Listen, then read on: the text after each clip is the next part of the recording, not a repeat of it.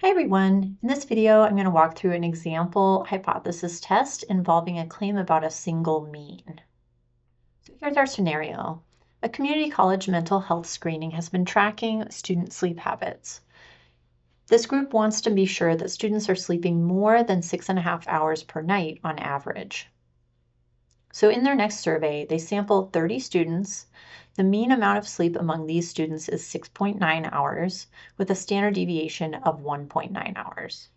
So we have a little context here about the background. We have a claim about the average amount of sleep students as a whole get. And then we have some information about the sample that they collected. So the first step in our hypothesis testing process is to state the hypotheses. In this case, the hypothesis that they're trying to test is that students sleep more than 6.5 hours on average. So this is a claim about a single population mean. So that claim looks like mu greater than 6.5. This is what we're trying to test.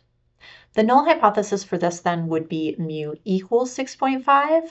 This is saying that the population mean is not more than 6.5, it just is 6.5. And our alternative hypothesis is mu greater than 6.5. I do want to make note, based on this alternative hypothesis, that this is going to be a right-tailed test. Really what this means is that evidence for this claim is going to involve a sample mean that comes out higher than 6.5. If I got a sample mean lower than 6.5, that certainly would not be evidence for our claim, so we're looking for values to the right of 6.5.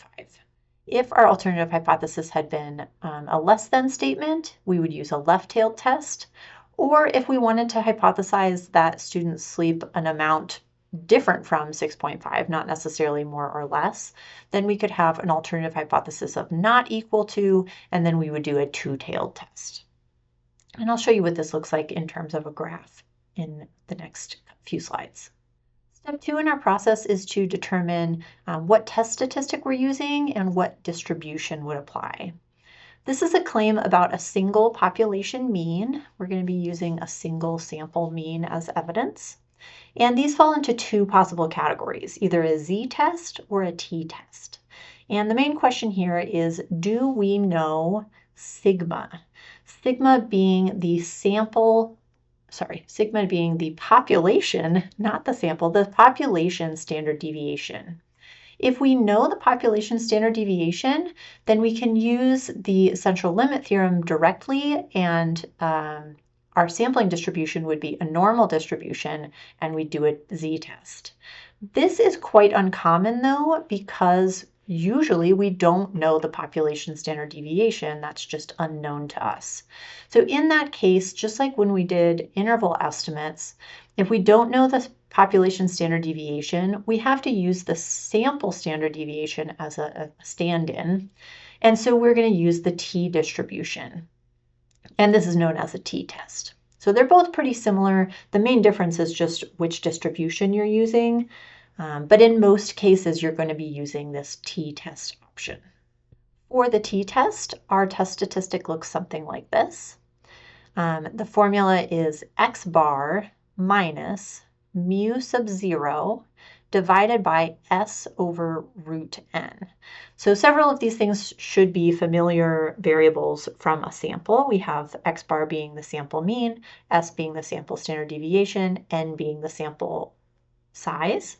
And then this mu 0 here represents our population mean under the assumption of the null hypothesis. So if I switch back to my null hypothesis, in this case, the null hypothesis is mu equals 6.5. So for this context, I would be putting 6.5 in for this mu 0. Our sample mean would be whatever we had from the sample. This calculation here is essentially just a z-score calculation, but within the sampling distribution for our sample means. Another important note, if you're using technology for these problems, you likely don't need this test statistic formula at all. It'll be kind of built into the calculations. But if you're using t-tables or an Excel function like the t.dist function, then you would first calculate this value based on the particular values for our problem before going to the next step. The next step in our process is to choose a significance level alpha. If you're doing this with a homework problem, this will just be given to you. But if we were designing our own study, we would want to consider the possibilities of a type 1 or a type 2 error. In this context, a type 1 error would mean that we conclude that students are sleeping enough, or more than 6.5 hours in this case, when really they aren't. So we're supporting our claim or rejecting the null hypothesis when we really shouldn't be. Type 2 error would be we conclude that students aren't sleeping enough when really they are. So we really should have rejected the null hypothesis, but we didn't based on the sample data. We can never eliminate possibilities of either of these errors, but depending upon what we set our alpha to be, if alpha is very small, we're going to decrease the possibility of a type 1 error because the probability of a type 1 error is alpha. But the smaller alpha is, the higher the probability of a type 2 error. So there's a little bit of a trade-off. If a type 1 error is more serious, we would choose a small alpha. If our type 2 error was more serious, we would choose a larger alpha. In most contexts, though, we would use just kind of the standard value, which is 0.05. This is essentially equivalent to like a 95% confidence level. This is most common in social science research. Most hypothesis tests are just set at a significance level of 0.05. So after we've determined the significance level, our next step is to get our sample data together and calculate the test statistic and then the p-value. So our sample in this case had 30 students, that's our sample size. The mean was 6.9 hours of sleep, and the standard deviation was 1.9 hours of sleep. Now, we could plug these things in and calculate our test statistic, but I'm going to show you how to do this with technology, specifically using the Desmos calculator. So I'm here at desmos.com. I'm going to click this button that says Open Graphing Calculator, or you can go directly to desmos.com/calculator. This is freely available to anyone. And then I'm going to click on this little plus icon near the top left that says Add Item. And the fourth option down says Inference. So Desmos can do all kinds of great graphing stuff for other classes, but for our class, we're going to use this inference section. And I'm going to skip over the first option that says probability distribution. The next section is inference for quantitative data, which is what we have. And I'm going to select the t-test button. There's two different ways to put in our sample information. If I have the actual sample, meaning like the list of each student and how much they slept, I can put that list of data in here.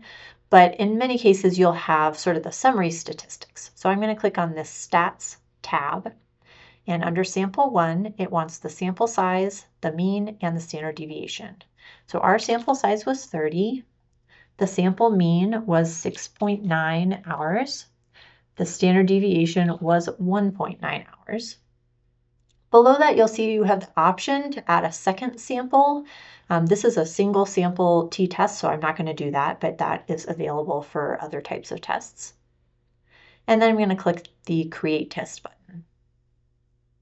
You'll see that this creates this t-test statement at the top, and I'm going to go to that hypothesis test underneath that and click on the little triangle to expand it. The first line here says the null hypothesis. The default is mu equals 0, so we need to set what null hypothesis we actually wanted. In this case, our null hypothesis was 6.5.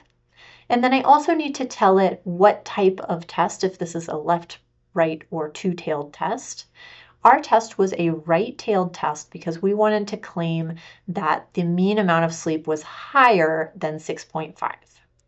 Our sample mean is in fact higher than 6.5. It was 6.9.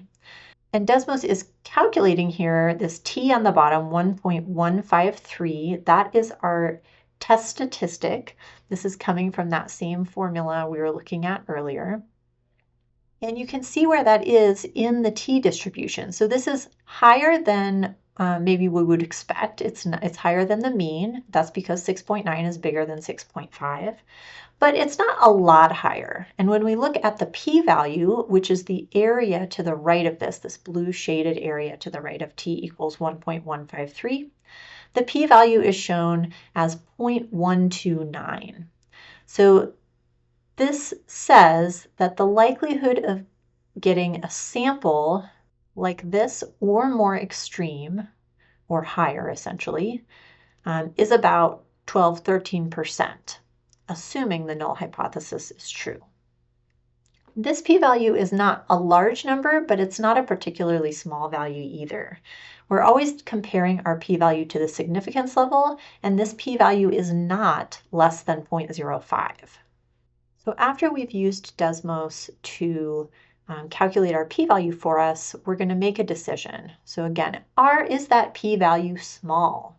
If it is small, then we're going to reject the null hypothesis. We're going to take this sample as evidence against our null hypothesis. But if it's not small, which is really the case we have here, then we fail to reject the null hypothesis. Really what that means is that if the null hypothesis was true, if students did sleep exactly 6.5 hours, the likelihood of seeing a sample that looks just like this or higher is not that small. It's not that unlikely. So it's perfectly reasonable that the null hypothesis is true, and we don't have evidence for our alternative hypothesis. So in this case, our claim would look like there is not enough evidence to support the claim that students average more than 6.5 hours of sleep a night. It seems likely that maybe the average is close to 6.5. It could be a little bit less, but we don't have strong evidence that it's higher than 6.5. If we had a smaller p-value, for example, if I change my numbers a little bit, if the sample mean had been, instead of 6.9, maybe 7.5, notice that our test statistic now is 2.883, which is much higher or further into that right-hand tail. And this p-value is 0.004, which is in fact less than our significance level 0.05. This outcome would be evidence that would make us reject the null hypothesis. In that case, we'd say that there is significant evidence to support the claim that students average more than 6.5 hours of sleep a night. So depending upon kind of how extreme is that sample result, assuming the null hypothesis, we're either going to reject the null hypothesis and support the alternative, or based on the example that we had here, we'll fail to reject the null hypothesis and say we just don't have enough evidence to support that alternative claim. I'll have some other videos looking at different types of hypothesis testing in the next few sections. Thanks for watching.